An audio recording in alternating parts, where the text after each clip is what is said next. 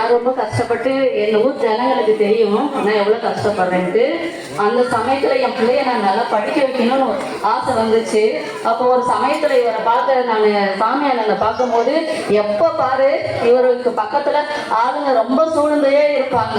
ஜனங்க வர்றவங்களுக்கெல்லாம் இவர் வாழ்கின்ற கர்ணர் புரியுதா, நான் பார்த்துருக்கேன்.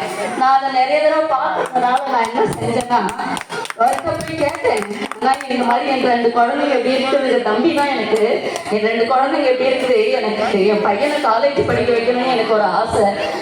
ஃபீஸ் வந்து அப்போ வந்து பிஎஸ்சி ஃபர்ஸ்ட் இயருக்கு வந்து 13,000 ரூபாய் கேட்டாங்க. அந்த நாளில் எனக்கு இல்லை.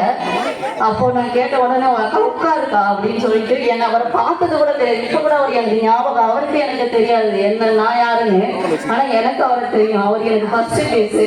உடனே போனவனையே டக்குன்னு ஒரு கட்டு பணத்தை எடுத்து அப்படியே கொடுத்தாரு. அப்படியே அசந்துட்டு, அக்கா இந்த மாதிரி சொல்லுங்கக்கா, யாராச்சும் படிக்கிறவங்க இருந்தால் என்னை கூட்டிட்டு வாங்க, நான் படிக்க வைப்போன்ட்டு. இந்த காலேஜ் பெரிய விஷயம் இல்லைப்பா, இவர் நிறைய குடும்பத்தை வாழ வச்சிருக்காரு. எத்தனை பேர் நான் கல்யாணம் ஆகாதவங்கலாம் கஷ்டப்படுறவங்கலாம் நான் சொல்லுவேன், என் தம்பி சங்கர் கிட்ட போங்க, உங்க கஷ்டத்தை சொல்லுங்க அப்படின்ட்டு.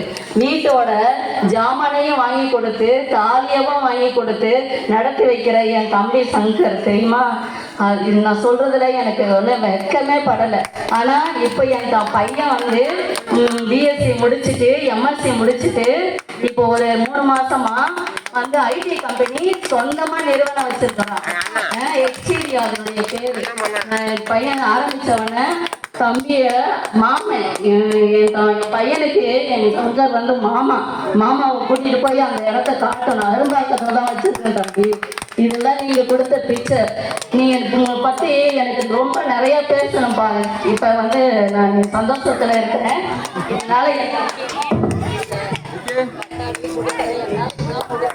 அவர்கள்